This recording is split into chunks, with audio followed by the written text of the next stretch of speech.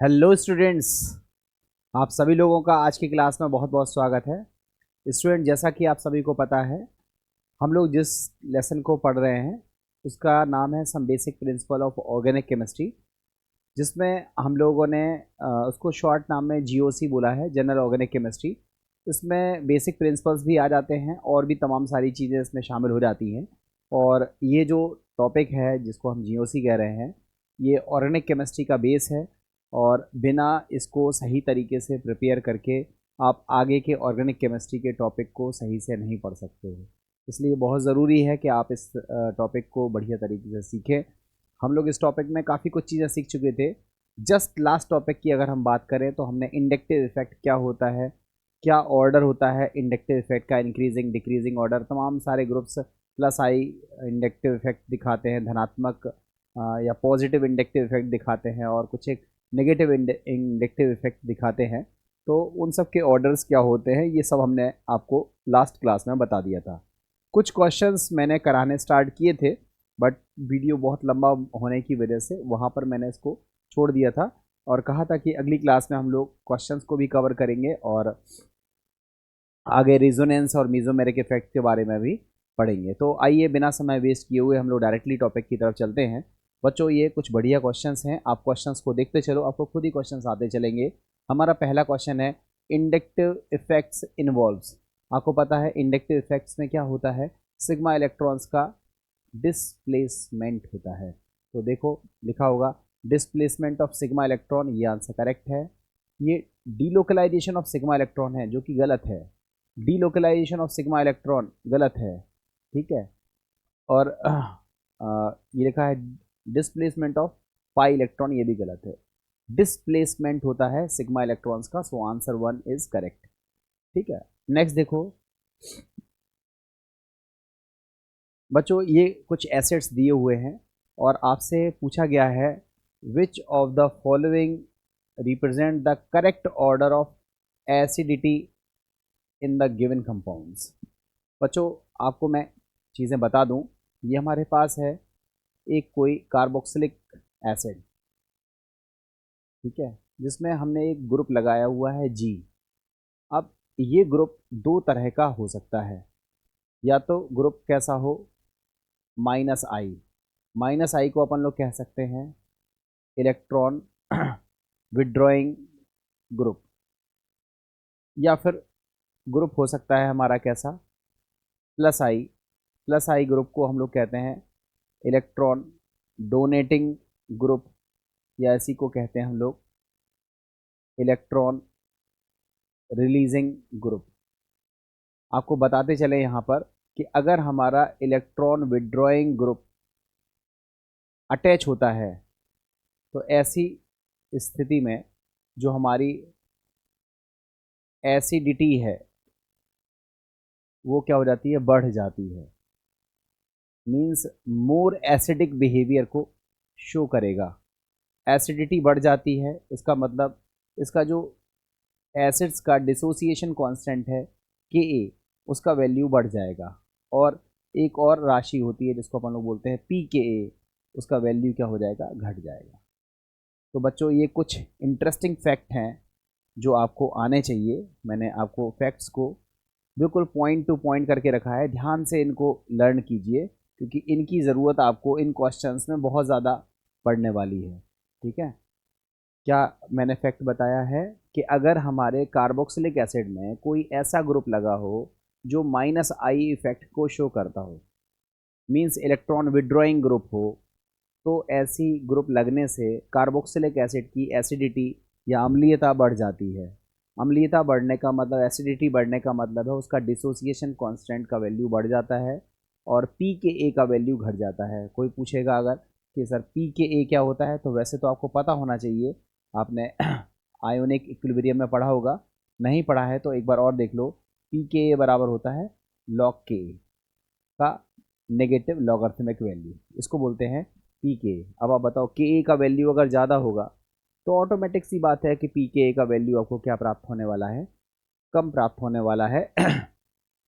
ये कुछ टर्म आपको याद होने चाहिए। और अगर हम यहाँ पर बात करें, अगर हम बात करें इस तरफ इसकी बात करें कि अगर हमारा ग्रुप कैसा लगा हुआ है, प्लस आई ग्रुप लगा हुआ है, तो प्लस आई ग्रुप लगे होने की वजह से जो एसिडिटी है, जो अम्लीयता है, वो क्या हो जाती है, घट जाती है।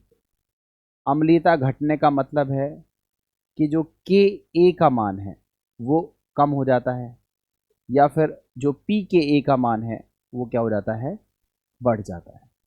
बच्चों ये बढ़िया फैक्ट हैं, इसको अगर आपने याद कर लिया तो आपको गलती तो नहीं होनी है। आपके क्वेश्चंस एक सेकंड में आप क्वेश्चंस को समझ ले जाओगे कि आपसे क्या इसमें पूछना चाह रहा है और इसका आंसर क्या होगा। तो ये है इसका कीवर्ड जिसको आप याद रखिएगा।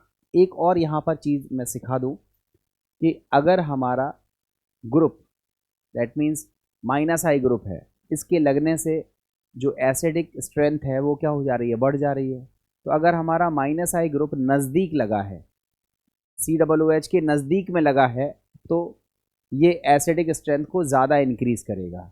और अगर हमारा माइनस आई ग्रुप थोड़ा दूर लग गया, COOH से थोड़ा डिस्टेंस पर लग गया, तो ऐसी सिचुएशन में जो हमारा कार्बोक्सिलिक एसिड है उसकी जो एसिडिक स्ट्रेंथ है वो क्या हो जाएगी, कम हो जाएगी। ये बात बच्चों कुछ बातें आपको याद रखनी पड़ेंगी। अब हम लोग इस क्वेश्चंस को थोड़ा सा ऑब्जर्वेशन में लेते हैं। तो देखो ये है acetic acid, acetic acid, acetic acid और एसिटिक एसिड, मतलब चारों ऑप्शंस में सेम ही तरह के एसिड्स हैं। ये कौन है, एसिटिक एसिड, ये है ब्रोमो एसिटिक एसिड, ये है क्लोरो एसिटिक एसिड, ये है फ्लोरो एसिटिक एसिड। तो आप बताओ एसिटिक एसिड में तो कोई ग्रुप नहीं लगा है, यहाँ पर Br लगा है, फिर Cl लगा है, F लगा है। Br Cl F means halogen कैसे ग्रुप होते हैं, माइनस आई पावर को शो करने वाले।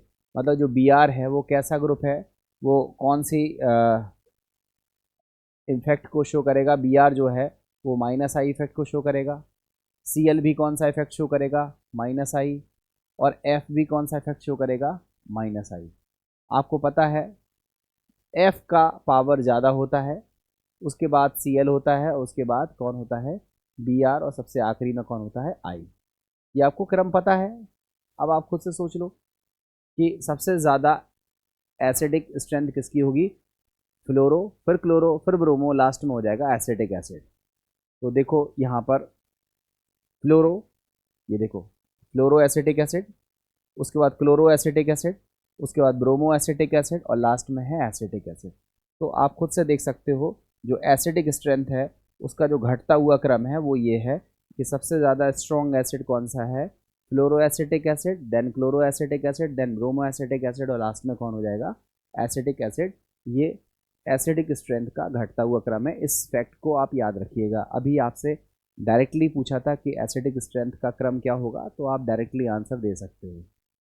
नेक्स्ट क्वेश्चन को हम लोग देखते हैं। देखो बच्चों ये कुछ एमीन दी हुई है, पहले चीज़ों को मैं बताता चलूँ।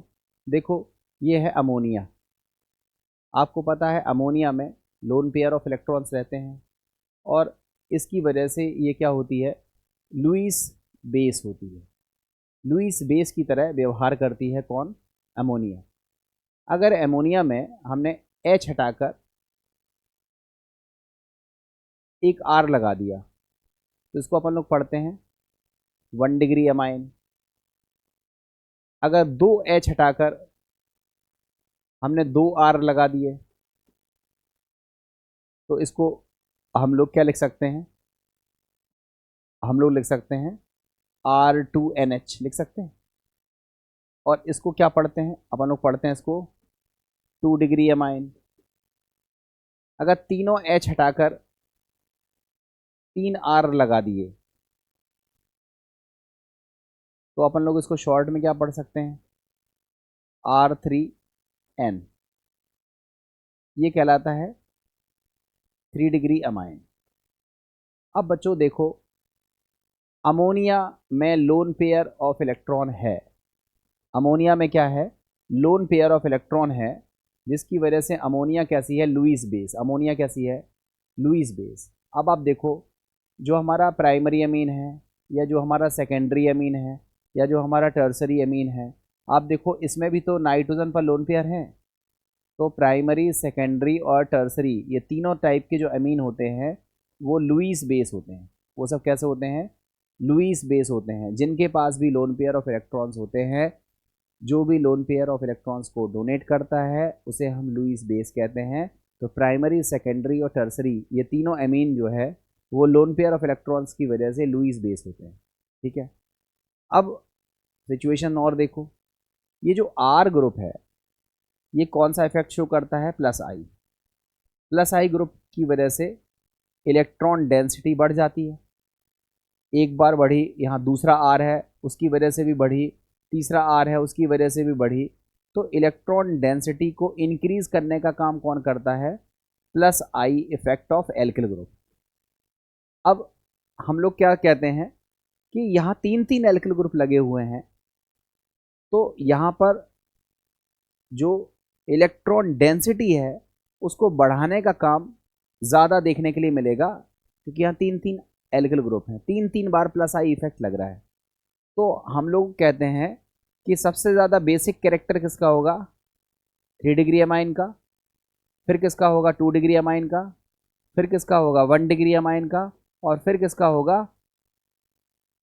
अमोनिया का। ठीक है, मतलब अमोनिया से ज़्यादा बेसिक होगा 1 डिग्री, 1 डिग्री से ज़्यादा बेसिक होगा 2 डिग्री, और 2 डिग्री से ज़्यादा बेसिक कौन होगा? 3 डिग्री। ये हमारा क्या होगा? क्रम होगा। ये क्रम देखने के लिए भी मिलता है, बट शर्त ये है कि हमारा जो माध्यम है वो कैसा होना चाहिए? गैसीय माध्यम होना चाहिए। गैसियस मीडियम अगर होगा तो यही क्रम देखने के लिए मिलता है कि टर्सरी अमाइन सबसे ज़्यादा बेसिक होता है, उसके बाद सेकेंडरी अमाइन, उसके बाद प्राइमरी अमाइन, और उसके से कमज़ोर होता है अमोनिया, और अमोनिया से भी कमज़ोर होता है एनिलीन। ठीक है, बिकॉज ऑफ रिजोनेंस। तो अब आप खुद देखो, हमारा ये क्वेश्चन है मैथिल एमाइन। ये कैसा एमाइन है? 1 डिग्री। देखो इसका नाम है डाई मैथिल एमाइन। ये कौन सा एमाइन है? 2 डिग्री। और ये देखो ट्राई मैथिल एमाइन है, ये कौन सा है? 3 डिग्री। लिखा है which of the following order is correct for the basic strength of these 1 degree, 2 degree and 3 degree amine in gas phase. देखो गैस फेज दिया हुआ है, और गैस फेज में आपको बताया पहले 3 डिग्री होता है, फिर 2 डिग्री होता है, फिर 1 डिग्री होता है। तो पहले तीसरा होगा, फिर दूसरा होगा, फिर पहला होगा। तो तीसरा, दूसरा, पहला, इसका जो करेक्ट आंसर होगा वो क्या होगा? बी। यहाँ तो बात समझ में आ गई। ठीक है, अब अगला ही क्वेश्चन फिर से देखो, ये नेक्स्ट क्वेश्चन है। यहाँ पर देखो ये क्या है? मैथिलेमाइन। ये क्या है? डाई मैथिलेमाइन। और ये क्या है? ट्राई मैथिलेमाइन। अगला क्वेश्चन है ये। अब आपसे कह रहा है which of the following order is the correct for the basic strength of these ammonia, sorry these amines in polar solvent that is H2O।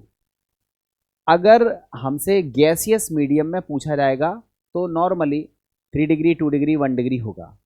अगर हमसे गैसियस मीडियम में नहीं पूछा जाएगा तो फिर हमसे कहा जाएगा कि बताओ एक्वस मीडियम में इसका बेसिक ऑर्डर का स्ट्रेंथ का ऑर्डर क्या होगा? बेसिक स्ट्रेंथ का ऑर्डर क्या होगा एक्वस मीडियम में, या पोलर सॉल्वेंट के मीडियम में पूछा जाएगा। तो बच्चों याद रखना, याद रखना, मैं यहाँ पर आपको बता दूँ, यहाँ पर मैं आपको बता दे रहा हूँ। देखो मैं कुछ चीज़ें आपको लिख रहा हूँ। देखो ये है हमारे पास मैथिल अमाइन का केस। देखो CH3NH2, इसको अपन लोग बोलते हैं मैथिल एमीन। क्या बोलते हैं? मैथिल एमीन। इसको बोलते हैं डाई मैथिल एमीन। इसको बोलते हैं डाई मैथिल अमीन। इसको बोलते हैं ट्राई मैथिल अमीन। ट्राई मैथिल अमीन।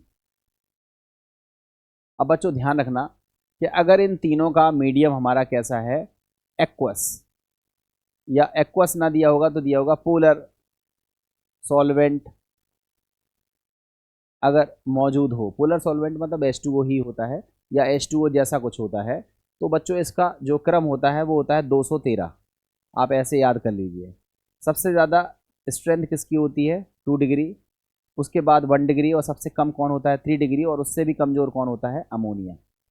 ये होता है decreasing order of basic strength. ध्यान रखना, ये कब की बात हो रही है, ये कब की बात हो रही है, जब हमारा जो मीडियम है वो कैसा है, एक्वस मीडियम है, या कहें तो पोलर सॉल्वेंट में अगर होगा तो ये आंसर आएगा।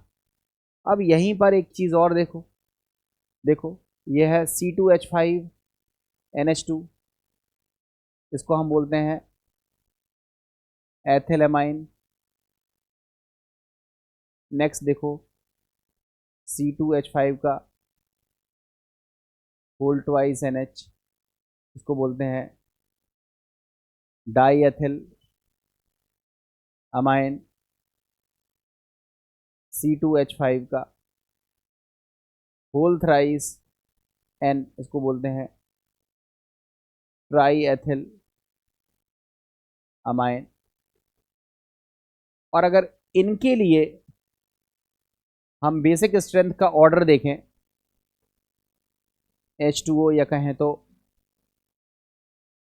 पोलर मीडियम में, तो हमारा जो ऑर्डर आएगा वो आएगा 231। सबसे ज़्यादा स्ट्रॉन्ग कौन होगा, 2 डिग्री, फिर 3 डिग्री, फिर 1 डिग्री, और लास्ट में कौन हो जाएगा, अमोनियम। बच्चों ये ऑर्डर होता है, ये एकदम रटा हुआ होना चाहिए आपको। रटा हुआ होने का मतलब ये है कि ये पूछा बहुत जाता है और गलती हो जाती है। अगर दोनों ही केसेस में हम मीडियम को गैस ले लें, कौन सा मीडियम ले लें, गैस, गैसीय फेज में ले लें, तो इसका हमेशा आंसर आएगा पहले 3 डिग्री, फिर 2 डिग्री, फिर 1 डिग्री, और लास्ट में क्या हो जाएगा, अमोनिया। और अमोनिया से भी कम कौन हो जाएगा, एनिलीन। एनिलीन के पीछे इंडक्टिव इफेक्ट काम नहीं करता, यहाँ मीजोमेरिक इफेक्ट रिजोनेंस काम करता है, जिसकी वजह से इसकी बेसिक स्ट्रेंथ अमोनिया से भी कमज़ोर होती है। तो बच्चों बेसिक स्ट्रेंथ ऑफ एमाइन ये बहुत पूछा जाता है, और ये जो क्वेश्चन मैंने लिखा है ये सबसे फेमस क्वेश्चन लिखा है। मेथिलेमीन के केस में 213 और एथिलेमीन के केस में 231। आप ये क्रम लगाओ, और अगर कोई पूछ ही ले कि भाई मैथिल और एथिल में कौन ज़्यादा स्ट्रॉन्गर है, तो याद रखना मैथिल और एथिल में कौन ज़्यादा स्ट्रॉन्गर है, एथिलेमीन। क्यों ज़्यादा स्ट्रॉन्गर है, क्योंकि एथिल का जो इंडक्टिव इफेक्ट है वो ज़्यादा होता है किससे, मैथिल एमीन के केस से। तो ये भी आपको याद रखना चाहिए। तो बच्चों हमें लगता है कि पिछला क्वेश्चन अब आप कर सकते हो। आपसे मैथिलेमीन, डाईमेथिलेमीन, ट्राईमेथिलेमीन का बेसिक स्ट्रेंथ का ऑर्डर पूछा है, और किस में पूछा है, पोलर सॉल्वेंट या एक्वस मीडियम में। तो आपको याद होगा हम क्रम कौन सा लगाएंगे, 213। 213 का मतलब है पहले 2 डिग्री, फिर 1 डिग्री, फिर 3 डिग्री, 213। ये आपका आंसर होगा, आंसर नंबर सी। आपका आंसर कौन सा हो जाएगा, आंसर नंबर सी। तो बच्चों हमें लगता है ये समझ में आ गया होगा। ऐसा क्यों होता है, तो इसके पीछे सॉल्वेशन इफेक्ट काम करता है, स्टेरिक हिंड्रेंस काम करता है।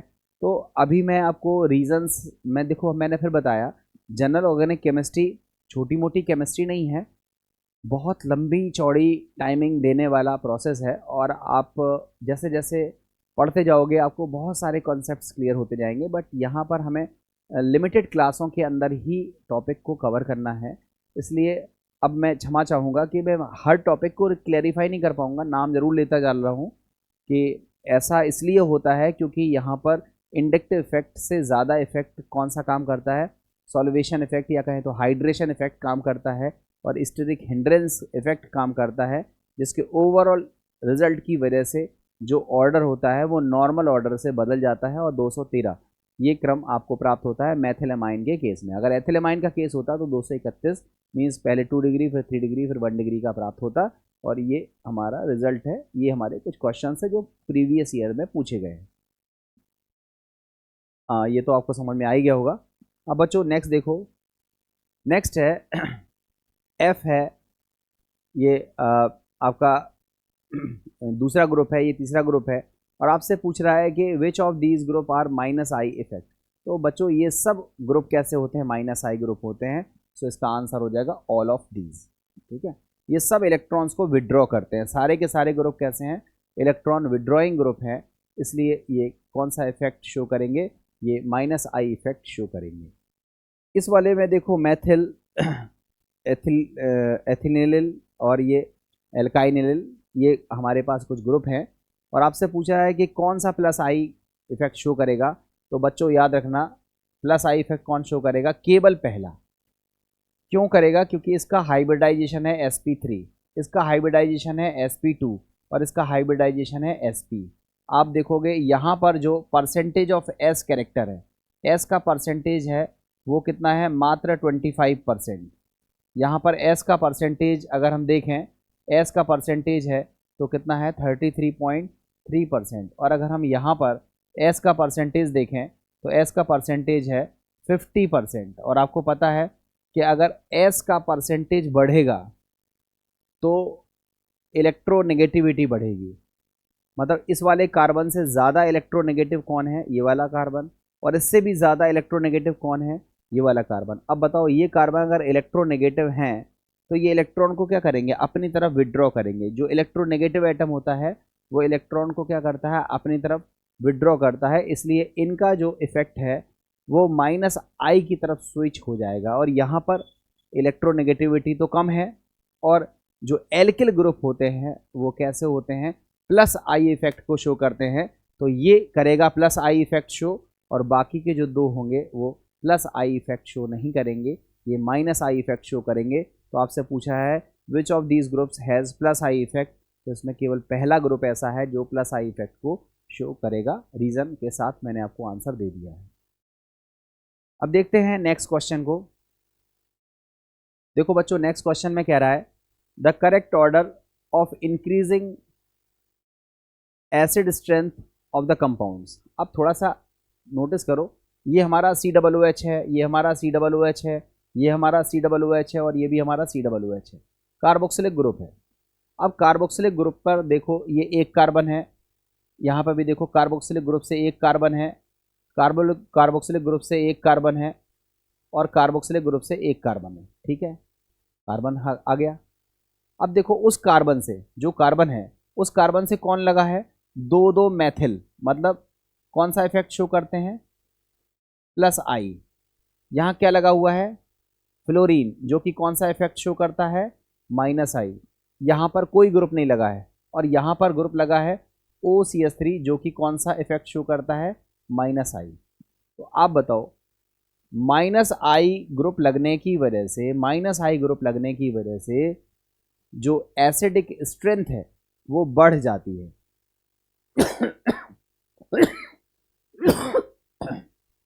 माइनस आई ग्रुप लगने की वजह से कार्बोक्सिलिक एसिड की जो एसिडिक स्ट्रेंथ है वो बढ़ जाती है। यहाँ तीन तीन माइनस आई ग्रुप लगे हुए हैं। तो आप बताओ सबसे ज़्यादा एसिडिक स्ट्रेंथ किसकी होगी? सी वाले की। तो पहले नंबर पर कौन होगा? सी। पहले नंबर पर कौन होगा? सी। तो देखो सी, ये वाला ऑप्शन होगा। सी के बाद नंबर किसका आएगा? बी का। सी के बाद आएगा बी, बी के बाद कौन आएगा? ए, क्योंकि इसमें कोई ग्रुप नहीं लगा है, और यहाँ है प्लस आई ग्रुप जो एसिडिक स्ट्रेंथ को घटा देते हैं। तो आंसर होगा डी से ज़्यादा ए, से ज़्यादा बी, से ज़्यादा सी। आपका आंसर होगा सी। बच्चों याद रखना है कि अगर हमारे कार्बोक्सिलिक एसिड से माइनस आई ग्रुप लगता है तो एसिडिक स्ट्रेंथ बढ़ जाती है, प्लस आई ग्रुप लगता है तो एसिडिक स्ट्रेंथ घट जाती है, और अगर कोई ग्रुप नहीं लगा रहता है तो एसिडिक स्ट्रेंथ कांस्टेंट रहती है।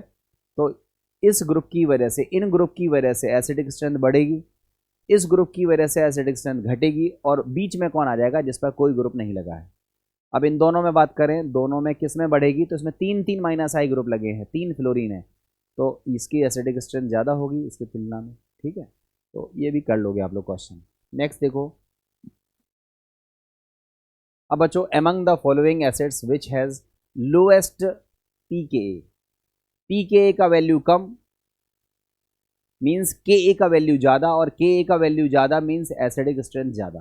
तो आपसे इनडायरेक्टली पूछ रहा है, वैसे तो पूछ रहा है pKa के बारे में, मगर आप pKa का लोएस्ट वैल्यू, pKa का लोएस्ट वैल्यू क्या बताता है? Ka का हाईएस्ट वैल्यू, Ka का वैल्यू हाईएस्ट होगा। अगर pKa लोएस्ट है तो Ka हाईएस्ट है, और Ka हाईएस्ट है तो इसका मतलब एसिडिक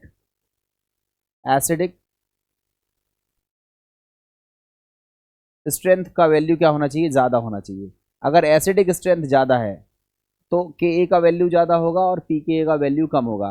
तो आप बताओ इन सभी में हाईएस्ट एसिडिक स्ट्रेंथ किसका है, तो कहोगे देखो COOH COOH COOH COOH, सब पे COOH ग्रुप लगा है। मगर ये कौन सा ग्रुप है, मैथिल, ये कौन सा ग्रुप है, एथिल, और ये कौन सा ग्रुप है, आइसोप्रोपिल। ये तीनों ग्रुप कौन से होते हैं, प्लस आई प्लस आई प्लस आई। तो आप बताओ प्लस आई इफेक्ट की वजह से तो एसिडिक स्ट्रेंथ क्या हो जाती है, घट जाती है।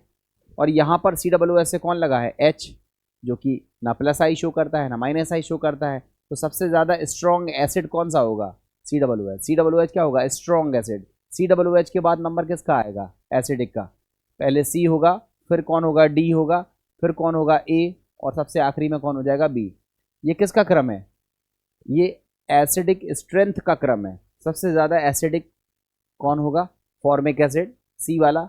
और चूंकि C ज़्यादा एसिडिक है इसलिए Ka का वैल्यू इसके लिए ज़्यादा होगा, और अगर Ka का वैल्यू ज़्यादा है तो pKa का वैल्यू ऑटोमेटिकली क्या हो जाएगा, कम। तो इसका जो आंसर होगा वो कौन सा होगा, C। C is the correct answer of this question. ठीक है, अब देखते हैं नेक्स्ट क्वेश्चन। देखो लिखा है इन द फॉलोइंग बेंजिल ऑब्रिक एलिल सिस्टम। ये हमारे पास एक है एलिल सिस्टम, ये है हमारा बेंजिल सिस्टम। इसमें ये जो R ग्रुप है ये लगा हुआ है।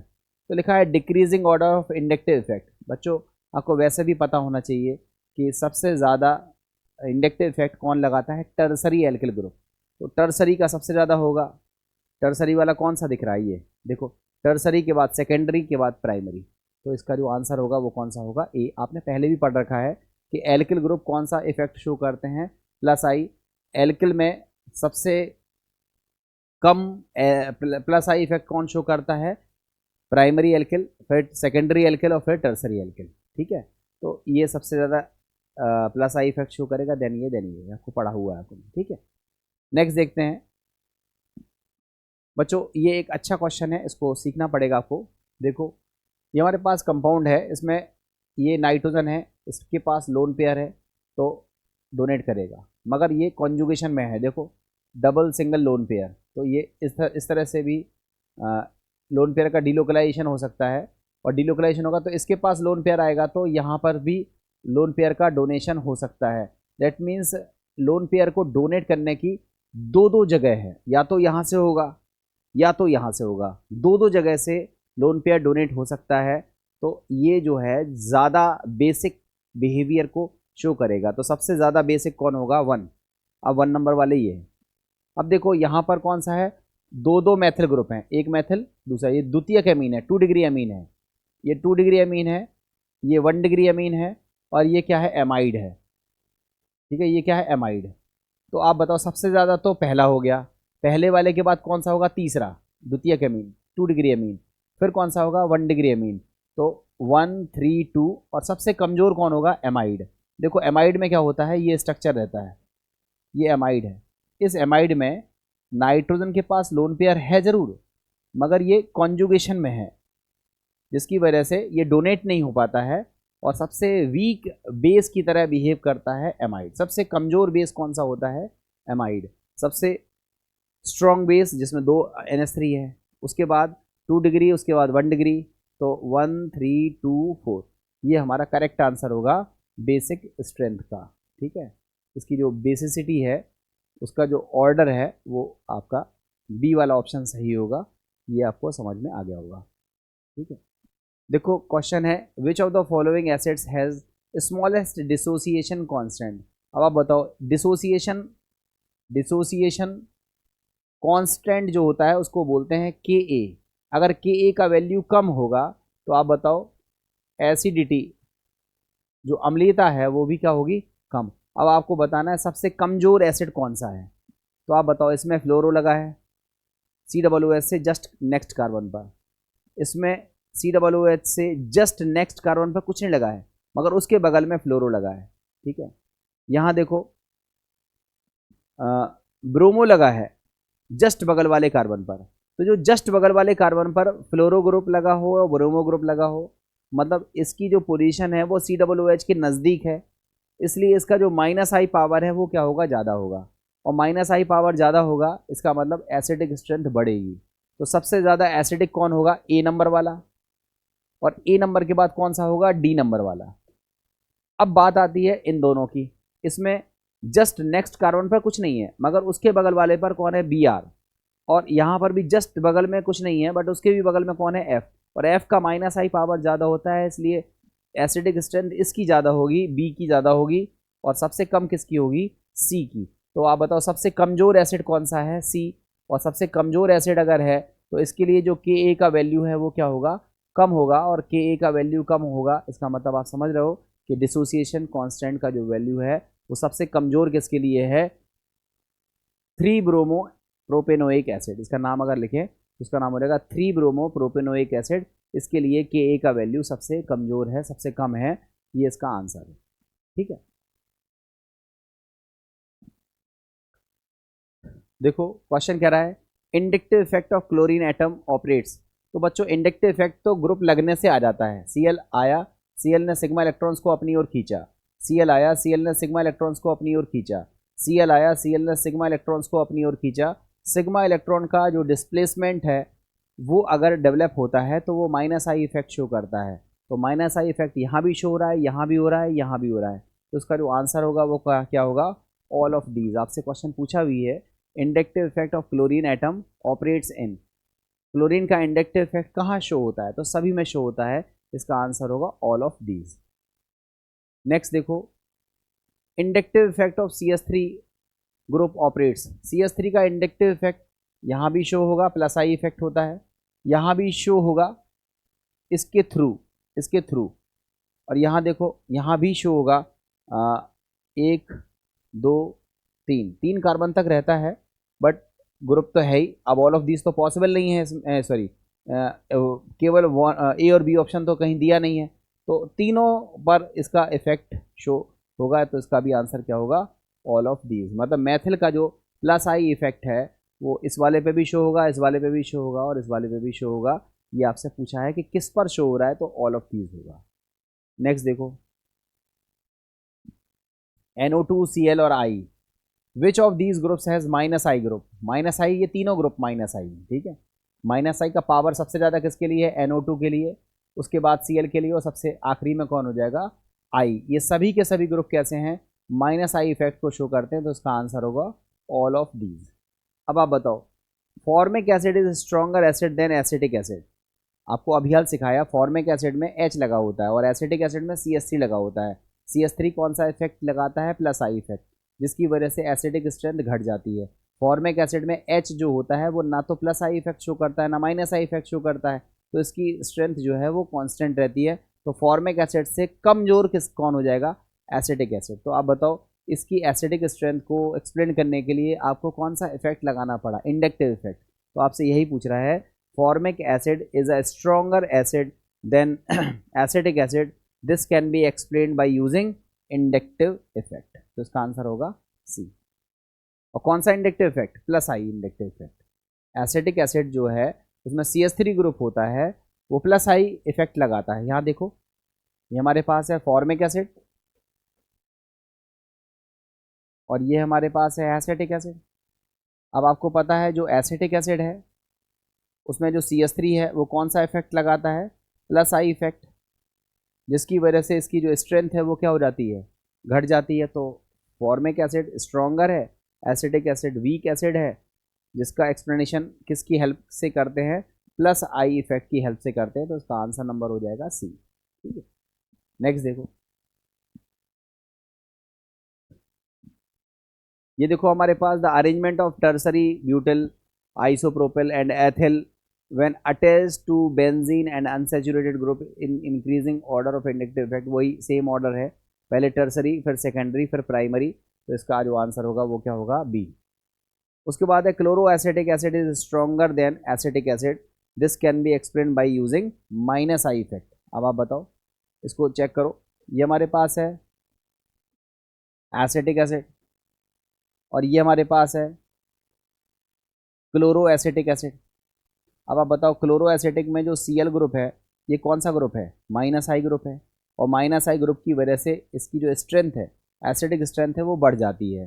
तो chloro acetic acid is more strong acid as compare to acetic acid, this can be explain with the help of minus I effect. तो इसका जो आंसर होगा वो क्या हो जाएगा, B आंसर होगा। ठीक है, नेक्स्ट देखो, विच of the following has minimum minus I effect. तो बच्चों सबसे ज़्यादा इफेक्ट होता है NF3, उसके बाद NR3 होता है, सबसे स्ट्रॉन्ग तो ये है। इसके बाद आता है NO2, उसके बाद आता है COOH, और सबसे आखिरी में तो I आता है, बट उससे इन चारों में अगर हम कहें सबसे कमज़ोर माइनस आई इफेक्ट किसका है, तो उसका आंसर हो जाएगा F। अगर ऑर्डर लगाने की बात आए तो पहले कौन होगा, NR3, इसका माइनस आई पावर सबसे ज़्यादा होता है। उसके बाद कौन होगा, NO2, उसके बाद कौन होगा, COOH, और उसके बाद कौन होगा, F। ये किसका क्रम है, माइनस आई पावर का डिक्रीजिंग ऑर्डर है। तो आप बताओ सबसे मिनिमम माइनस आई इफेक्ट किसका है, तो आपका आंसर होगा F का। अब बताओ विच of the following has highest plus I power. अब बताओ हाईएस्ट प्लस आई पावर का तो हमने बताया था कि मैथिल से ज़्यादा किसका होता है, एथिल का, और एथिल से ज़्यादा किसका होता है, आइसोप्रोपिल का, और आइसोप्रोपिल से भी ज़्यादा होता है टर्सरी ब्यूटिल का। तो बताओ आपसे पूछ रहा है हाईएस्ट प्लस आई किसका होगा, तो टर्सरी ब्यूटिल का होगा, तो इसका आंसर हो जाएगा डी। अब देखो लिखा है negative inductive effect is shown by. Negative inductive effect, ये मैथिल ग्रुप है, ये एथिल ग्रुप है, ये आइसोप्रोपिल है, ये सब एल्किल ग्रुप है, ये सब प्लस आई इफेक्ट शो करते हैं। ये जो NH2 है इसका इफेक्ट कैसा होता है, माइनस आई, ये इलेक्ट्रॉन को विड्रॉ करता है, तो NH2 जो है वो माइनस आई इफेक्ट को शो करता है, बाकी सभी प्लस आई इफेक्ट को शो करते हैं। देखो next, which of the following is maximum basic. आपको मैंने बताया था मैक्सिमम बेसिक में, देखो ये डाईएथिलेमीन है, ये ट्राईएथिलेमीन है, ये एथिलेमीन है, और उसके बाद है डाईमेथिलेमीन है। तो बच्चों आपको पता है 213 231, चूँकि इसमें मीडियम दिया नहीं है तो आप एक्वस मीडियम मानोगे। जब मीडियम नहीं दिया रहता है तो गैसियस मीडियम नहीं मानते हैं, तब हम मानते हैं एक्वस मीडियम। और दोनों ही केस में 213 231 होता है, तो दैट मीन्स द्वितीयक ज़्यादा, सेकेंडरी वाला जो एमीन है वो ज़्यादा स्ट्रॉन्गर होगा। तो ये देखो डाईएथिलेमीन ये सेकेंडरी है, और डाईमेथिलेमीन ये भी सेकेंडरी है। अब मेथल से ज़्यादा इंडक्टिव इफेक्ट किसका होता है, एथिल का। तो सबसे ज़्यादा स्ट्रॉन्ग बेस कौन सा होगा, डाईएथिलेमीन, फिर डाईमेथिलेमीन, फिर तमाम क्रम तो कुछ भी हो सकता है, बट इसमें जो मोस्ट बेसिक कौन सा होगा, वो कौन सा होगा, डाईएथिलेमीन। पूछ रहा है which of the following has least pKa। pKa का वैल्यू कम चाहिए, दैट मीन्स Ka का वैल्यू ज़्यादा चाहिए। Ka का वैल्यू ज़्यादा चाहिए मतलब एसिडिक स्ट्रेंथ ज़्यादा चाहिए। अब बताओ इन चारों में सबसे ज़्यादा एसिडिक स्ट्रेंथ किसकी होगी। इसमें 3 Cl है, 3 F हैं, 1 Cl है और एक भी नहीं है। तो Cl और F जो है वो माइनस हाई ग्रुप होते हैं, और जब ये ग्रुप लग जाते हैं तो एसिडिक स्ट्रेंथ को बढ़ा देते हैं। तो यहाँ सबसे ज़्यादा एसिडिक स्ट्रेंथ किसकी होगी, ट्राईफ्लोरो एसिटिक एसिड की। इसका Ka ज़्यादा होगा और pKa का वैल्यू लीस्ट होगा, या कहें तो कम होगा। तो इसका जो आंसर होगा वो होगा CF3COOH। तो इस तरह से कुछ क्वेश्चंस मैंने यहाँ करके दिखाए। एक आध क्वेश्चन और है वो भी देख लो। The kind of delocalization involving sigma bond orbital is called. अब सिग्मा इलेक्ट्रॉन्स का जो मूवमेंट होता है वो क्या कहलाता है, इंडक्टिव इफेक्ट कहलाता है। तो इस तरह से आपने देखा, ये कुछ क्वेश्चंस मैंने आपको इंडक्टिव इफेक्ट के लिए, और आप लोगों को इंडक्टिव इफेक्ट प्रॉपर तरीके से समझ में आ गया होगा। अगर अब भी इंडक्टिव इफेक्ट समझ में नहीं आया है तो आप इंडक्टिव इफेक्ट वाला मेरा पिछला वाला वीडियो देखिए, उससे आपको इंडक्टिव इफेक्ट प्रॉपर तरीके से समझ में आ जाएगा। और उसके बाद मैंने जो क्वेश्चन लगवाए हैं वो क्वेश्चन कीजिए। और क्वेश्चंस में अभी बहुत सारी कैटेगरी बकाया है। अभी कार्बोकैटायन की जो स्टेबिलिटी है वो भी इंडक्टिव इफेक्ट से शो करते हैं, और तमाम सारे क्वेश्चंस हैं जो इंडक्टिव इफेक्ट से और रिलेट किए जा सकते हैं। चूँकि समय की शॉर्टेज है इसलिए अब सब क्वेश्चन तो नहीं ले सकता हूँ, बट आप लगाइए, और कोई क्वेश्चन अगर उलझता है तो आप पूछिए, मैं आपको बताऊँगा। अब बच्चों हम लोग नेक्स्ट टॉपिक की तरफ स्विच करते हैं। हमारा जो टॉपिक है उसका नाम है रीजोनेंस, जिसको हम हिंदी में कहते हैं अनुनाद। रीजोनेंस या अनुनाद क्या होता है, इसको समझने के लिए मैं आपको एक चीज़ समझाने की कोशिश करता हूँ। देखो बच्चों, ये हमारे पास है बेंजीन। ये हमारे पास है बेंजीन का स्ट्रक्चर। अब 2 मिनट के लिए अगर हम इस बेंजीन में इस वाले कार्बन को बोलें C1, इस वाले कार्बन को बोलें C2, इसको बोलें C3, C4, C5 और C6। हमारे पास बेंजीन में 6 कार्बन है, हमने नंबर दे दिया। अब बच्चों देखो, कार्बन कार्बन के बीच में जो सिंगल बॉन्ड होता है उसकी जो बॉन्ड लेंथ होती है वो 1.54 एंगस्ट्रॉन्ग होती है, या कुछ किताबों में 154 पिकोमीटर दिया रहता है, एक ही चीज़ है। जो कार्बन कार्बन की जो डबल बॉन्ड है उसकी जो बॉन्ड लेंथ है वो 1.34 एंगस्ट्रॉन्ग, कुछ किताबों में 1.33 लिखा रहता है, एक ही चीज़ है 1.34, या जिसको हम बोलते हैं 134 पिकोमीटर। और जो कार्बन कार्बन ट्रिपल बॉन्ड होता है इसकी बॉन्ड लेंथ होती है 1.20 एंगस्ट्रॉन्ग, या इसी को लिखा जाता है 120 पिकोमीटर। तो बच्चों ये कार्बन कार्बन की जो बॉन्ड लेंथ है उसकी वैल्यू है जो कि फिक्स होती है, सिंगल बॉन्ड की, डबल बॉन्ड की और ट्रिपल बॉन्ड की। अब आप देखो बेंजीन का स्ट्रक्चर हमारे पास है, हम आपसे पूछें कि बताओ बच्चों C1 और C2 की जो लंबाई है वो कितनी होगी, तो तुरंत सोचोगे सर ये तो डबल बॉन्ड है, और डबल बॉन्ड है दैट मीन्स इसकी लेंथ कितनी होनी चाहिए, 134 पिकोमीटर। चलो कोई बात नहीं। अब मान लो किसी बच्चे से पूछा हमने कि चलो बच्चों बताओ C2 और C3 के बीच की लंबाई कितनी है, तो आपने कहा अरे सर ये तो सिंगल बॉन्ड है, इसकी लंबाई कितनी होती है 154 पिकोमीटर। तो तुरंत कहोगे, ये तुरंत आप क्या उत्तर दोगे, तुरंत कहोगे कि भाई बेंजीन में 3 बॉन्ड हैं जो डबल वाले हैं, तो इनकी लंबाई कितनी होगी 1.34 एंगस्ट्रॉन्ग, और 3 बॉन्ड हैं सिंगल वाले, तो इनकी जो बॉन्ड लेंथ होगी वो कितनी होगी 154 पिकोमीटर। मगर एक्चुअली प्रैक्टिकली क्या पाया गया कि जो बेंजीन है उसमें कोई भी कार्बन कार्बन की बॉन्ड लेंथ है, कोई भी, पहला दूसरा दूसरा तीसरा तीसरा चौथा चौथा पांचवा, कोई भी कार्बन कार्बन का बॉन्ड उठा लो तो हम क्या देखते हैं इसकी जो लेंथ आती है वो 1.39 एंगस्ट्रॉन्ग आती है, या कहें तो 139 पिकोमीटर आती है। यही आती है, ना तो सिंगल वाली आती है ना डबल वाली आती है, दोनों के बीच में आती है। तो दिमाग में चलता है कि भाई 1.39 एंगस्ट्रॉन्ग कैसे आ सकती है, 1.39 एंगस्ट्रॉन्ग कैसे आ सकती है। चलो एक बात हो गई। दूसरी बात है, आप बताओ यहाँ पर जो बेंजीन है इसमें कार्बन कार्बन के बीच में क्या है, डबल बॉन्ड है, इवन 3 डबल बॉन्ड है। 3 डबल बॉन्ड का मतलब आप सभी लोग जानते हो कि इसके पास क्या है, हाई डिग्री ऑफ अनसैचुरेशन। इसके पास क्या है, हाई डिग्री ऑफ अनसैचुरेशन। आपको पता है सैचुरेटेड हाइड्रोकार्बन्स क्या होते हैं, जिसमें कार्बन कार्बन के बीच सिंगल बॉन्ड होगा उसको हम बोलते हैं सैचुरेटेड हाइड्रोकार्बन, और जिसमें कार्बन कार्बन के बीच डबल बॉन्ड होगा या ट्रिपल बॉन्ड होगा उसको हम बोलते हैं अनसैचुरेटेड हाइड्रोकार्बन। तो आप बताओ बेंजीन के स्ट्रक्चर को थोड़ा देखो और सोचो कि बेंजीन के स्ट्रक्चर में क्या दिख रहा है, कि बेंजीन में तो 3 डबल बॉन्ड है, 3 डबल बॉन्ड है का मतलब बेंजीन क्या है, हाईली अनसैचुरेटेड है। तो अनसैचुरेटेड होने की वजह से इसको अनसैचुरेशन का टेस्ट देना चाहिए।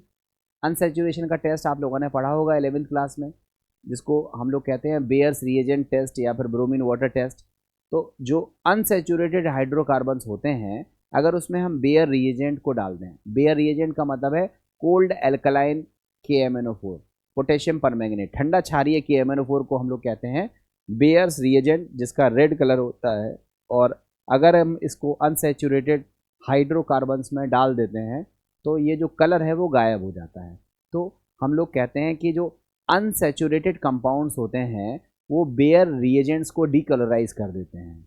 इसी तरह से जो ब्रोमीन वाटर है वो भी रेड कलर का रहता है, और अगर हम इसको ब्रोमीन वाटर को अनसैचुरेटेड हाइड्रोकार्बन्स में डालते हैं या अनसैचुरेटेड कंपाउंड्स में डालते हैं तो उसका कलर भी गायब हो जाता है, डीकलराइज कर देता है।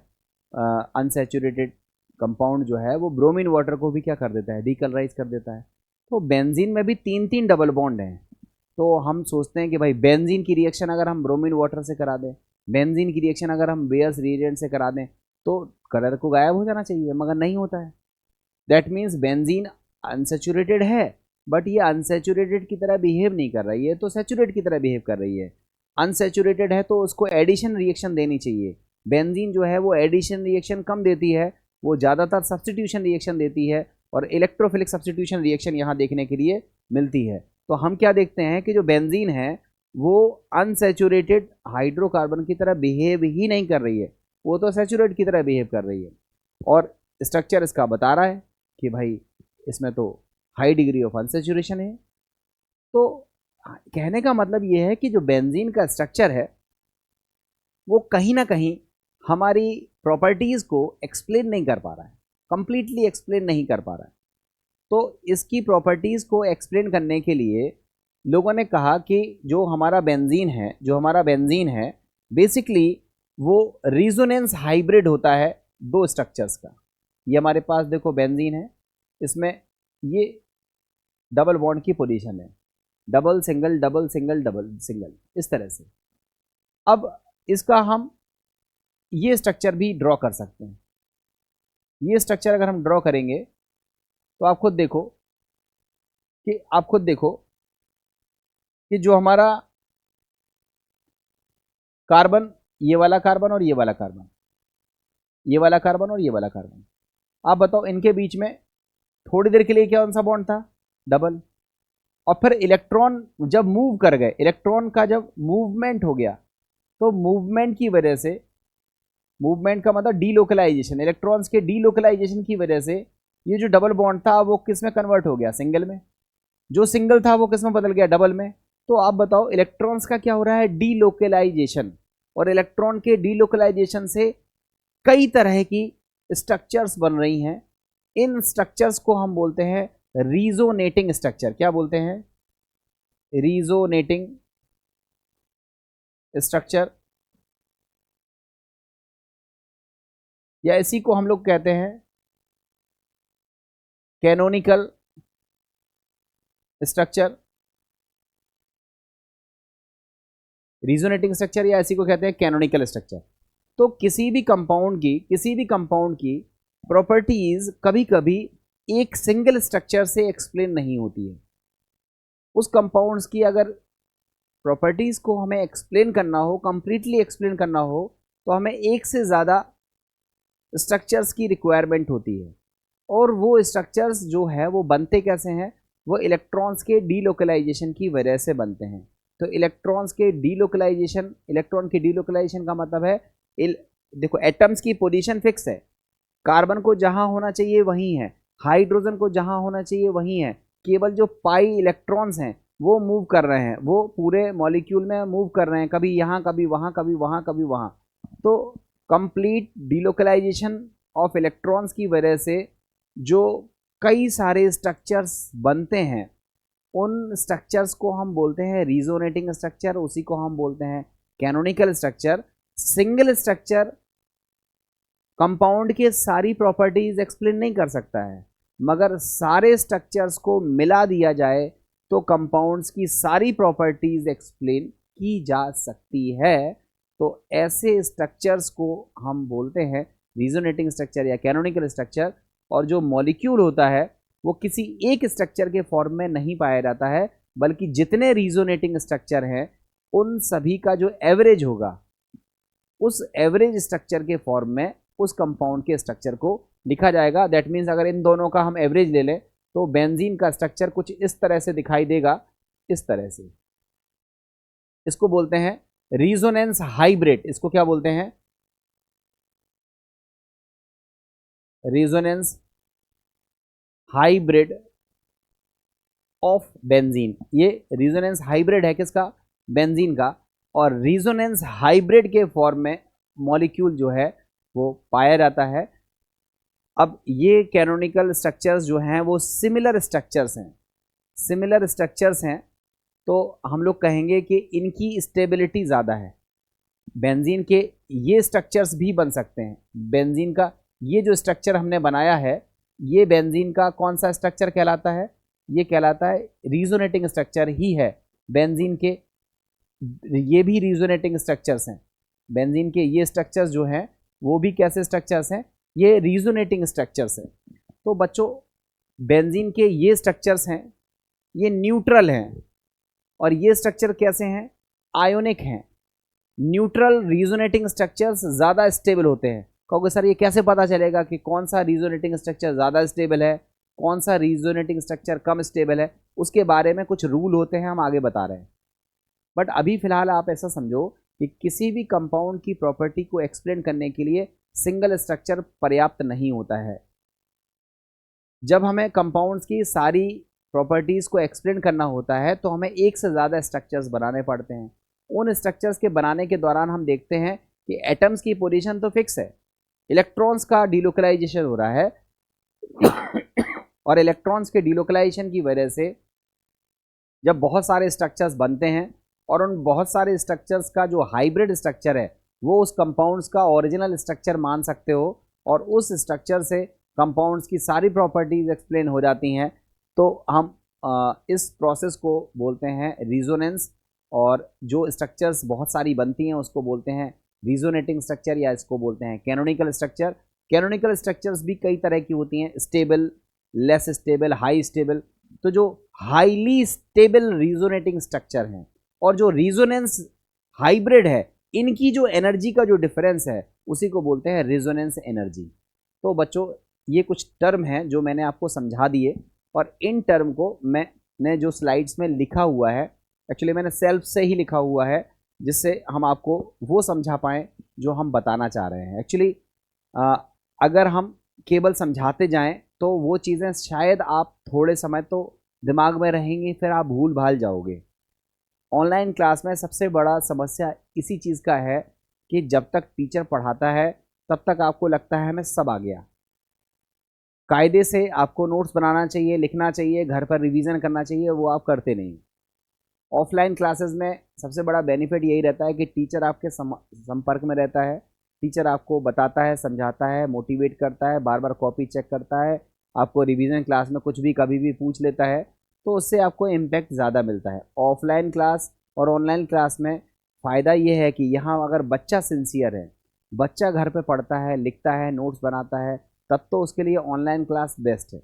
और अगर वो बच्चा 2 4 5 दिन तो रेगुलर रहता है, फिर उसके बाद वो आलस करने लगता है, कभी वीडियो पूरा नहीं देखता है, कभी नोट्स प्रॉपर नहीं बनाता है, कभी काम बैकलॉग में चला जाता है, बहुत सारा पिछड़ जाता है, तो फिर वो बच्चा जो है वो ऑनलाइन क्लास को होल्ड नहीं कर पाता है और लास्ट में वो पिछड़ जाता है, पढ़ाई वढ़ाई फिर वो साइड से कर देता है, छोड़ देता है, या उसका सिलेक्शन नहीं होता है। तो आप सभी बच्चों से मेरा रिक्वेस्ट है कि ऑनलाइन पढ़ाई को आप ऑफलाइन की तरह कीजिए, प्रॉपर तरीके से वीडियोस देखिए, लिखिए, समझिए। कोई चीज़ नहीं आती है तो पूछिए, आप पूछो, आपके पास मेरा फ़ोन नंबर है तो आप फ़ोन करके भी पूछ सकते हो। डेफिनेटली मैं कोई पूरी कोशिश करूँगा कि आपके क्वेश्चंस का आंसर दूँ और आपको समझा पाऊँ। अगर फिर भी कोई डाउट रह जाता है तो आपसे मेरी फ़ेस टू फेस मुलाकात भी होगी, तब उस दौरान आप हमसे अपने डाउट्स को क्लियर कर सकते हैं, पूछ सकते हैं। वैसे अभी तक बहुत से कम ही बच्चे ऐसे हैं जो अपने डाउट्स को मुझसे पूछते हैं। या तो लगता है आपको सब कुछ आता है, या फिर ऐसा लगता है कि आपको कुछ नहीं आता है, बीच की स्टेज इसमें होती नहीं है। तो आप सभी बच्चों से रिक्वेस्ट यही है कि ऑनलाइन क्लास को आप ऑफलाइन की तरह एंटरटेन कीजिए, ऑफलाइन क्लास की तरह कंसिस्टेंसी बनाइए, रेगुलरिटी बनाइए, तो आपको बहुत ज़्यादा फ़ायदा होगा। खैर, जो भी मैंने लिखा हुआ है इसको आप पढ़ के देखिए, इसमें सारी चीज़ें आपको खुद ब खुद क्लियर हो जाएंगी। बच्चों जो हमारा टॉपिक है, बेसिकली इस टॉपिक का नाम है रिजोनेंस। लिखा है फॉर सर्टेन मॉलिक्यूल, कुछ कंपाउंड्स के लिए, वेयर ऑल द प्रॉपर्टीज, सारे गुण, can't be explain on the basis of one structure, एक स्ट्रक्चर से सारे गुण एक्सप्लेन नहीं होते हैं, then more than one structure are written for them, तब हमें एक से ज़्यादा स्ट्रक्चर उसके लिखने पड़ते हैं। आगे लिखा हुआ है, आगे लिखा हुआ है, अगले पॉइंट में लिखा हुआ है, the concept where more than one structure are written for the molecule और ion which have identical position of atom, जिसमें एटम्स की पोजीशन सेम रहती है but different in position of electron, और इलेक्ट्रॉन की पोजीशन अलग अलग रहती है, आर नोन एज रिजोनेंस। इसको हम लोग क्या बोलते हैं?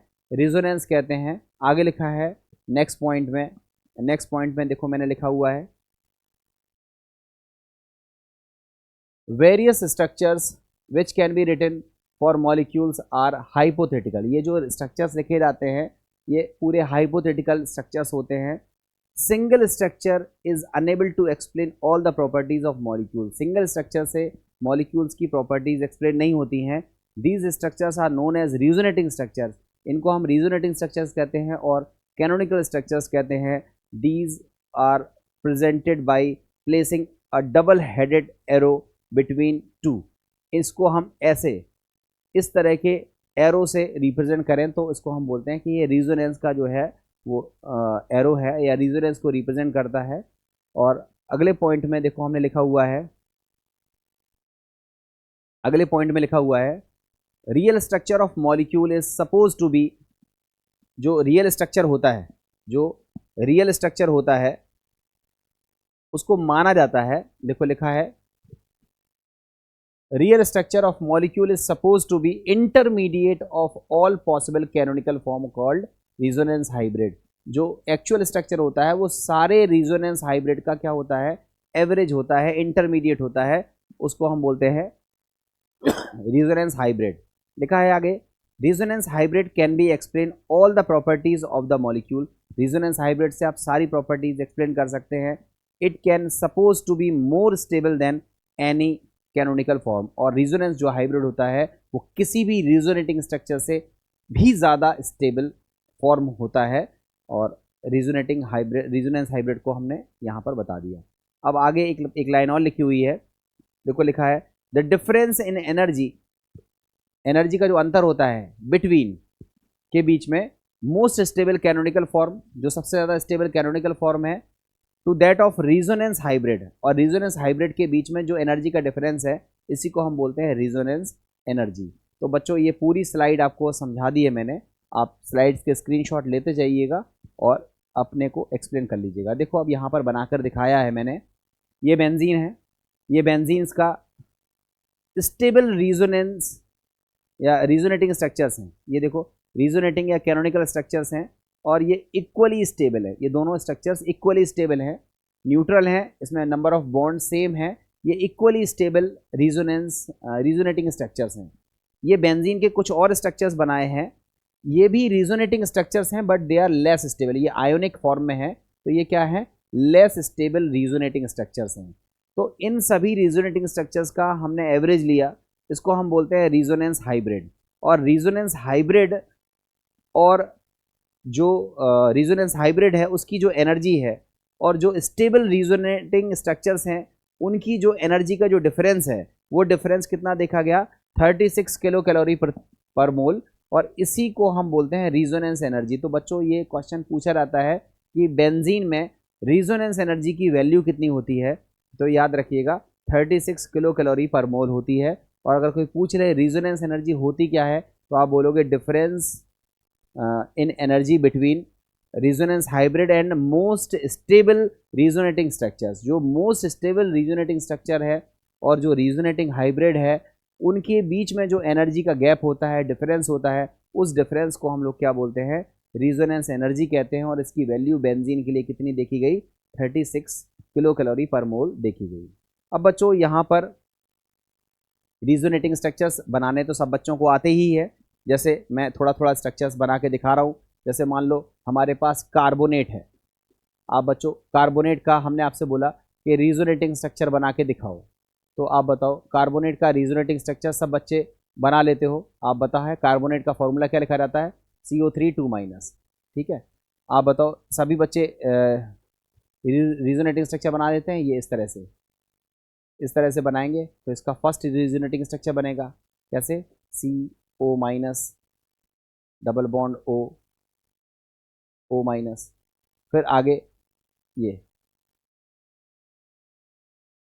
तो ये एक नया रिजोनेटिंग स्ट्रक्चर बनेगा इस तरह से।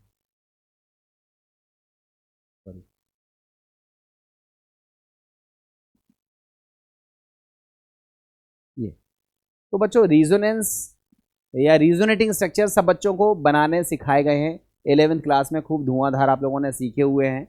तो अब हम रिजोनेंस या रिजोनेटिंग स्ट्रक्चर बनाने की प्रैक्टिस तो नहीं करवा पाएंगे क्योंकि इसमें समय लगता है, बट फिर भी मैंने आपके टॉपिक को आसान करने के लिए मैंने रिजोनेटिंग स्ट्रक्चर्स बनाए हुए हैं। आप देख लो यहाँ पर, देखो ये हमारे पास क्या है, बाइकार्बोनेट है HCO3 सॉरी ये बाइकार्बोनेट आपने लिया हुआ है,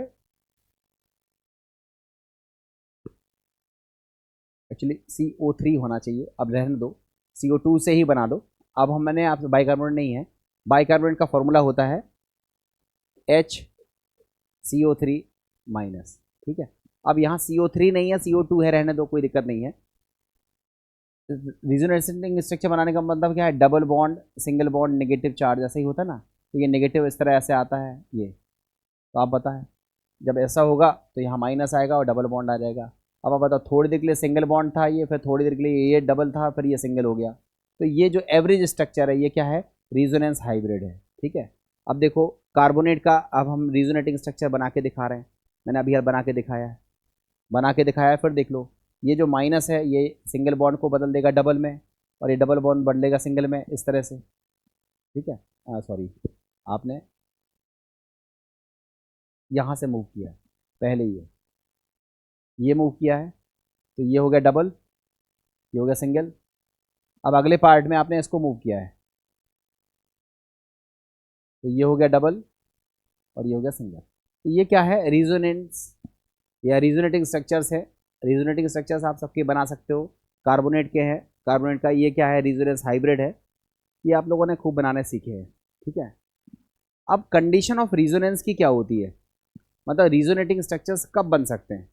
तो बच्चों रिजोनेटिंग की कंडीशन आपको मैंने यहाँ सिखा दे रहा हूँ, डबल सिंगल डबल, इसको बोलते हैं पाई अल्टरनेट पाई, ठीक है। आप तो ऐसे याद रखो, डबल सिंगल डबल, इस तरह की सिचुएशन आ रही है तो वो रिजोनेंस या कॉन्जुगेशन की कंडीशन कहलाती है। कॉन्जुगेशन की कंडीशंस बता रहे हैं हम लोग। कॉन्जुगेशन थोड़ा सा एक लाइन पढ़ लो, आपको खुद ही समझ में आ जाएगा, ठीक है। कंडीशंस फॉर रिजोनेंस, आपसे कह रहा है कि रिजोनेंस कब रिजोनेटिंग स्ट्रक्चर्स कब बनेंगे। तो पहली कंडीशन है molecule should be planar and conjugated. Molecule को कैसा होना चाहिए, प्लेनर होना चाहिए और कॉन्जुगेटेड होना चाहिए। कॉन्जुगेटेड क्या होता है, प्लेनर तो समझते हो, जिसमें हाइब्रिडाइजेशन sp2 हो, sp2 हाइब्रिडाइजेशन हो, ट्रायंगुलर प्लेनर स्ट्रक्चर हो, उसी को हम बोलते हैं प्लेनर स्ट्रक्चर्स। तो प्लेनरिटी तो एक अलग चीज़ है, वो तो आपको पहले जानकारी है, हाइब्रिडाइजेशन कॉन्सेप्ट में सीखा हुआ है। मगर यहाँ एक नया टर्म आया कि कॉन्जुगेटेड, हमारा मॉलिक्यूल प्लेनर होना चाहिए और कॉन्जुगेटेड होना चाहिए। तो कॉन्जुगेटेड का क्या मतलब है, तो आगे लिखा है कॉन्जुगेशन का मतलब है a molecule where delocalization of electron is possible. जहाँ इलेक्ट्रॉन्स का डीलोकलाइजेशन पॉसिबल हो जाए उसको हम बोलते हैं कि वो क्या है, कॉन्जुगेशन है। अब इलेक्ट्रॉन्स का डीलोकलाइजेशन कब पॉसिबल होगा, जब हमारी 5-6 सिचुएशन देखने के लिए मिलती हैं। देखो, double single double, double single lone pair, double single negative charge, double single negative charge को मैं बना के दे दे रहा हूं ऐसे, double single negative, double single positive, double single free radical और lone pair single bond positive.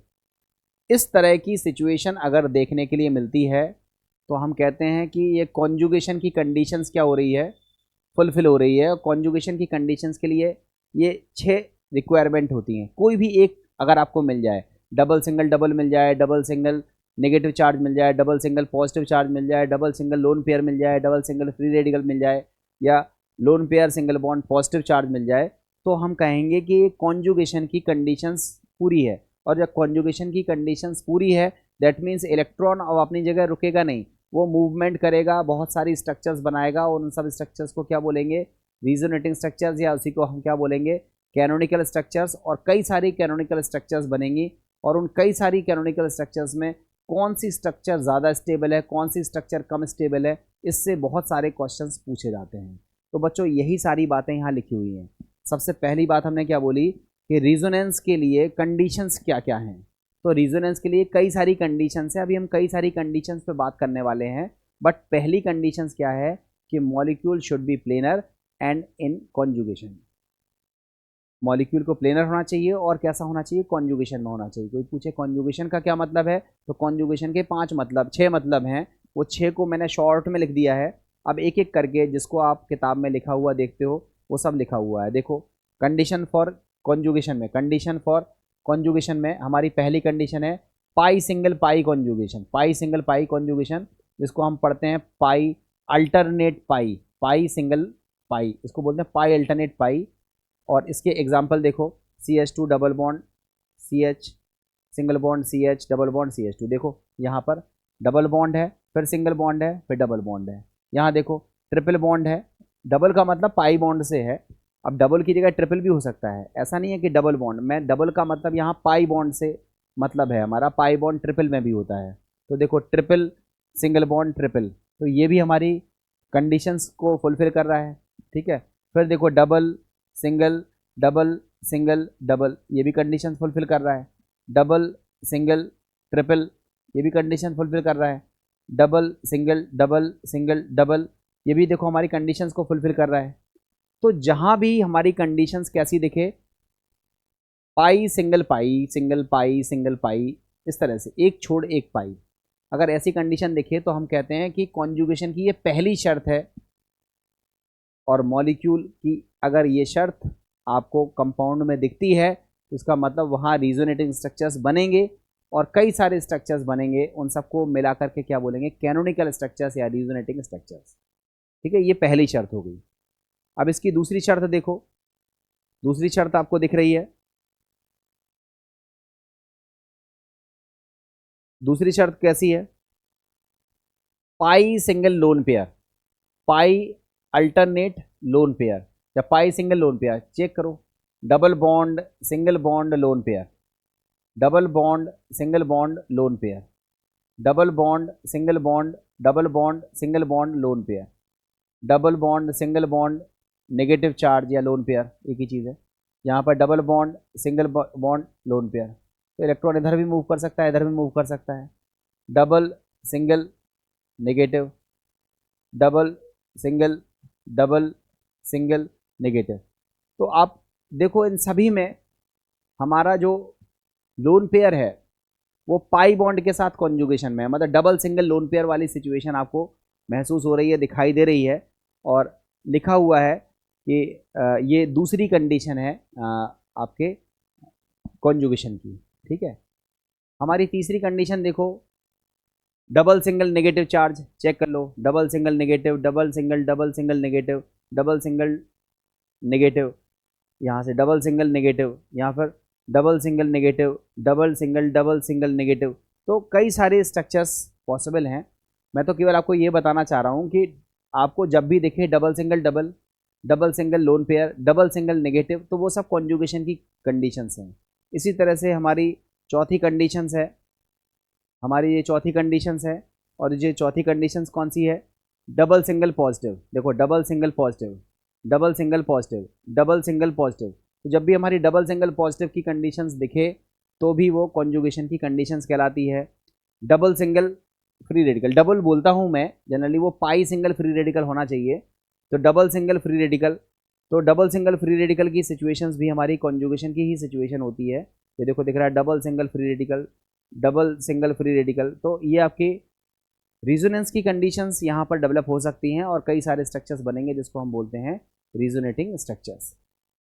एक और स्ट्रक्चर्स है देखो, lone pair positive, lone pair and positive charge on adjacent atom. ठीक है, आपको पता होना चाहिए, जैसे ये देखो लोन पेयर है और जस्ट अगले वाले कार्बन पर प्लस होगा, तो हमने आपको बताया था loan pair single bond positive. तो इस तरह की सिचुएशन अगर आपकी दिखाई देती है तो भी वो स्पेशल टाइप ऑफ कॉन्जुगेशन कहलाता है। और अगर कॉन्जुगेशन होगा तो रिजोनेटिंग स्ट्रक्चर्स बनेंगे, रिजोनेंस इफेक्ट शो होगा। तो अब देखो कुछ क्वेश्चंस हैं जिन क्वेश्चंस को यहाँ पर बताया गया है। क्वेश्चन है, which of the following molecules ion are conjugated. आपसे पूछ रहा है कौन से कॉन्जुगेशन में है। तो देखो डबल सिंगल पॉजिटिव कॉन्जुगेशन में है, ये हमारा क्या है, कॉन्जुगेशन में है।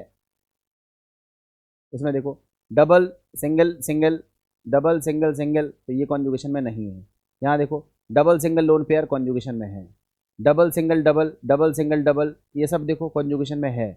यहाँ देखो double single single, double single single, तो कॉन्जुगेशन में नहीं है।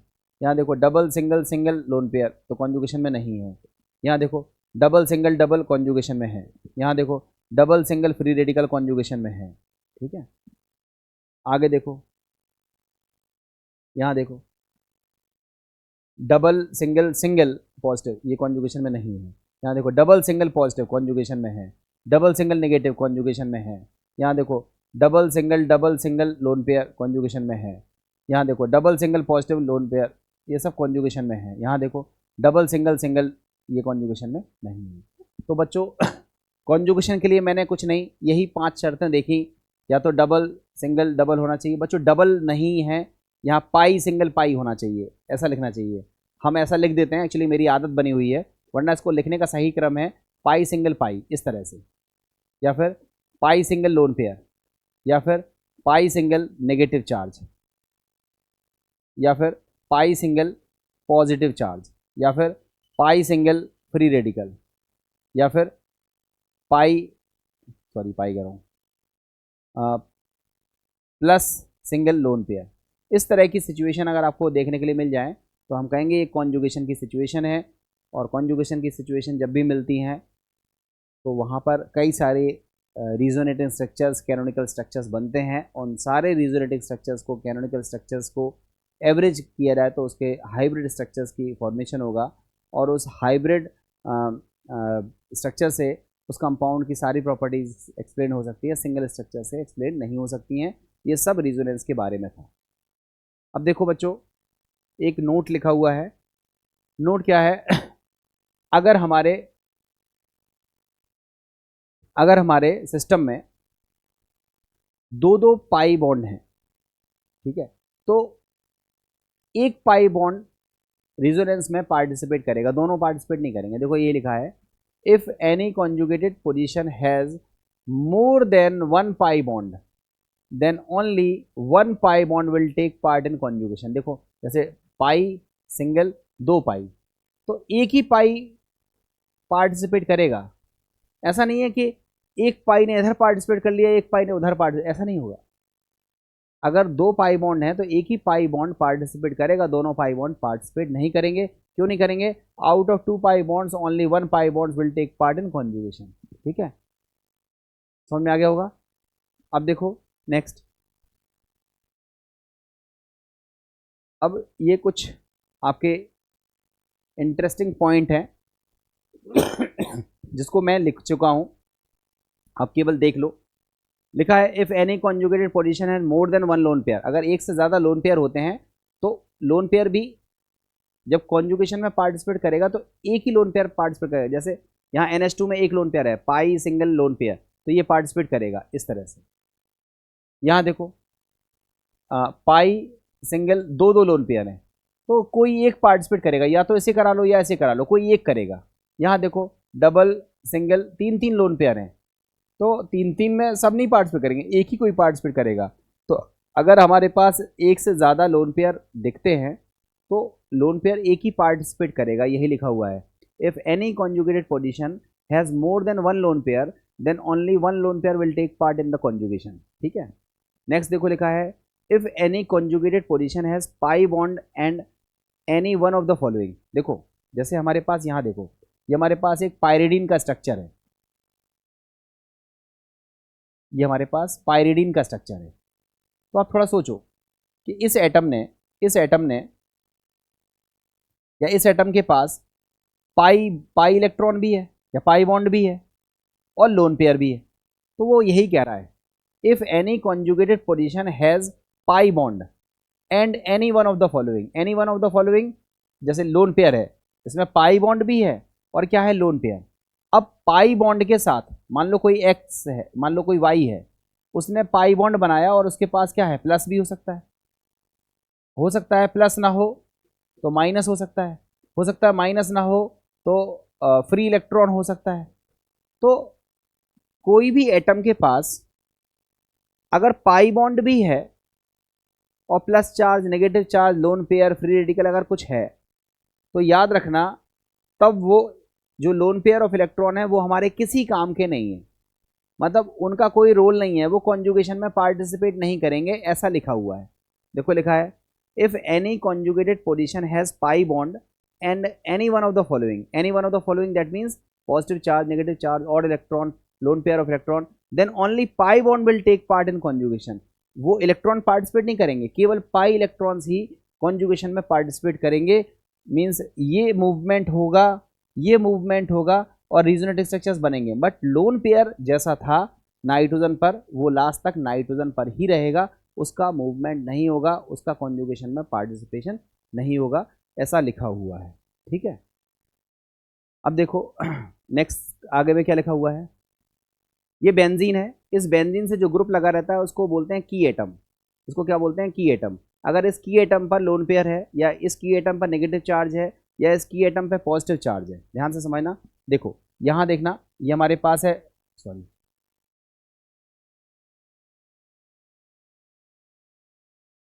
यहाँ देखो, ये हमारे पास बेंजीन है.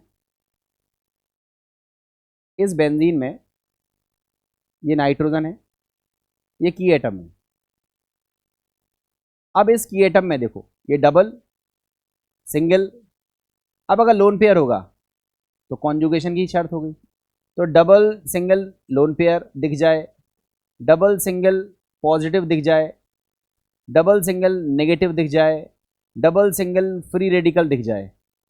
बेंजीन रिंग के साथ जो की एटम है उस पर या तो लोन पेयर दिख जाए, या पॉजिटिव दिख जाए, या नेगेटिव दिख जाए, या लोन पेयर दिख जाए, या आपका फ्री रेडिकल दिख जाए, तो वो भी रिजोनेंस की कंडीशंस को फुलफिल करता है और इसकी कई सारी रिजोनेटिव स्ट्रक्चर्स बनेगी. जैसे फॉर एग्जांपल हमने आपसे पूछा कि चलो एनिलीन का रिजोनेटिंग स्ट्रक्चर्स बनाओ, तो आपको बनाना सिखाया गया है 11th क्लास में. ये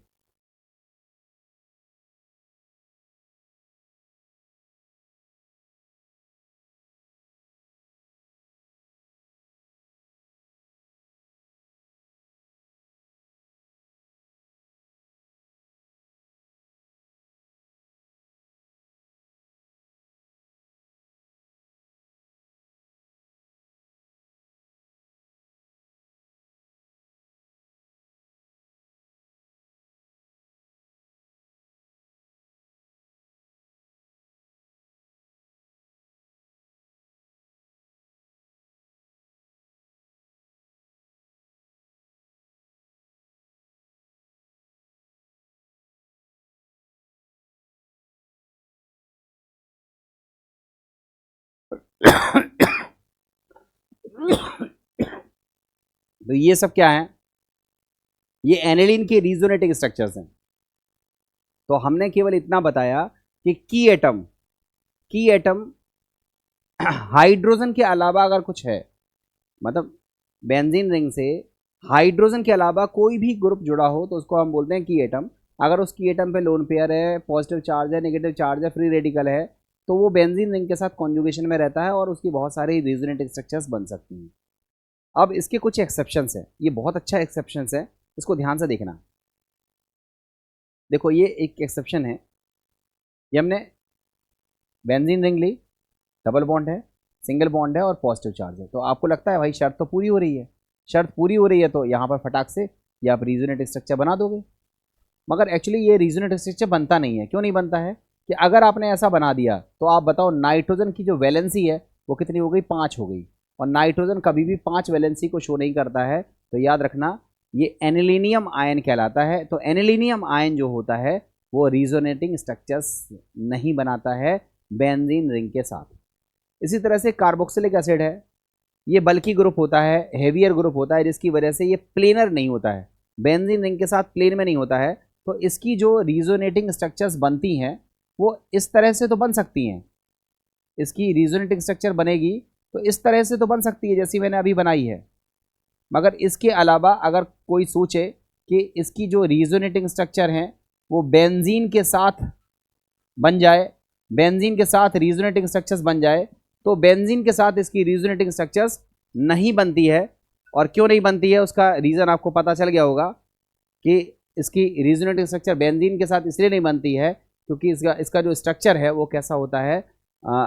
प्लेनर नहीं होता है बेंजीन के साथ, इसलिए इसकी रिजोनेटिंग स्ट्रक्चर्स नहीं बनती है. तो ये सब बातें यहाँ लिखी गई हैं. तो यहाँ पर बच्चों आपने देखा होगा,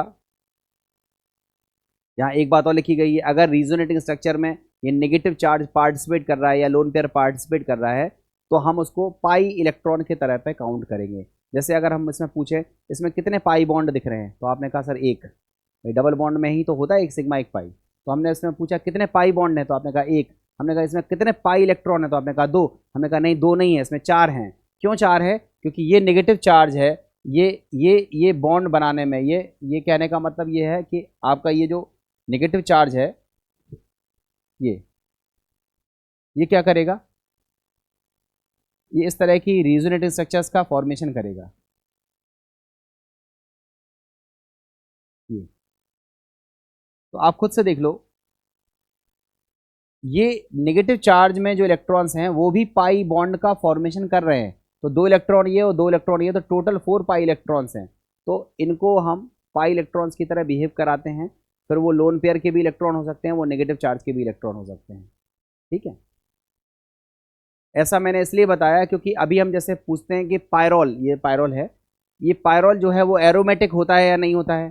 तो आप कहते हो सर इसका स्ट्रक्चर तो हमारा चक्रीय है, साइक्लिक स्ट्रक्चर है। अब साइक्लिक स्ट्रक्चर के बाद अब आपसे पूछते हैं कि इसमें कितने पाई इलेक्ट्रॉन है, तो तुरंत कहते हो इसमें तो चार है। चार नहीं है, ये देखो ये रिजोनेटिव की कंडीशंस में डेवलप हो रहा है ना। तो इसमें टोटल पाई इलेक्ट्रॉन्स कितने हैं? 6 पाई इलेक्ट्रॉन हैं। और 6 पाई इलेक्ट्रॉन हकल रूल का फुलफिल करता है, हकल रूल को। तो ये जो हमारा स्ट्रक्चर है वो कैसा होता है, ये जो स्ट्रक्चर है वो हमारा कैसा होता है, एरो ये जो पायरोल है वो कैसा होता है, एरोमेटिक होता है। तो बच्चों इसको आप पढ़िएगा, कुछ चीज़ें हैं। हमें अब सिखाना है कि कौन सा रिजोनेटिंग स्ट्रक्चर ज़्यादा स्टेबल है, कौन सा रिजोनेटिंग स्ट्रक्चर कम स्टेबल है। तो स्टेबिलिटी ऑफ रिजोनेटिंग स्ट्रक्चर्स को मुझे सिखाना है। पढ़ाने के लिए बहुत कुछ है, बट हमें लगता है कि स्टेबिलिटी बताऊंगा और साथ ही में मैं आपको हाइपर कॉन्जुगेशन को डिस्कस कर दूंगा। मीज़ोमेरिक इफेक्ट इससे तुरंत बाद में है, थोड़ा सा टॉपिक है। तो मीज़ोमेरिक हाइपर कॉन्जुगेशन ऑलमोस्ट मैं कल ख़त्म कर दूंगा। और कल मैं जीओसी का जो पोर्शन है जो आपको आना चाहिए वो हो गया है। अब जो टाइप ऑफ रिएक्शन है वो अब मैं जब आपको टॉपिक पढ़ाऊंगा, जब जैसे हाइड्रोकार्बन पढ़ाऊंगा, तो टाइप ऑफ रिएक्शन हम वहाँ डिस्कस कर देंगे। हेलो एल्केन हेलोरिन पढ़ाएंगे, एल्कोहल पढ़ाएंगे। तो वहाँ पर हम टाइप ऑफ रिएक्शन को वहाँ डिस्कस कर देंगे। डिस्कस तो कायदे से मुझे यहीं करना चाहिए, बट यहाँ जीओसी के लिए जो हमें लेक्चर्स मिले थे वो ऑलमोस्ट ख़त्म हो गए हैं। कल का लेक्चर मैं और लूँगा जो जीओसी पर बेस्ड होगा, एंड देन उसके बाद हम लोग प्रैक्टिकल केमिस्ट्री पर स्विच करेंगे। और फिर उसके बाद जो भी हमारे टॉपिक हमें मिलेंगे हम उस टॉपिक के अनुसार आपको वीडियो प्रोवाइड करेंगे। तो आप रिवीजन करिए और पढ़ते रहिए। उम्मीद करूँगा कि आप सभी लोगों को ये वीडियो अच्छा लगा होगा, और कोई डाउट हो तो ज़रूर पूछिए। Thank you very much. अभी के लिए इतना ही।